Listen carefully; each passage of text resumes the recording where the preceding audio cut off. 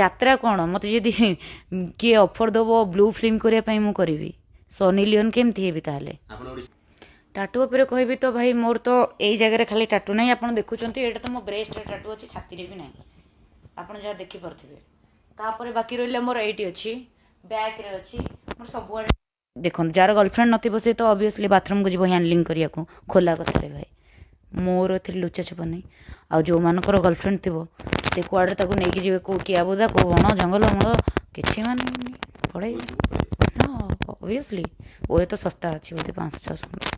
ସେଇ କଥା କହୁଥିଲି, ଓୟୋକୁ ପଳେଇ ଯିବି ଯାହାର ଗର୍ଲଫ୍ରେଣ୍ଡ ଥିବ, ନହେଲେ ବାରିମୂଳ କିଆବୁଦା ସାରୁବୁଦା ଏଇସବୁ ଚାଲୁଥିଲା ଆଗ ଯୁଗରେ ତ ଏସବୁ ନଥିଲା।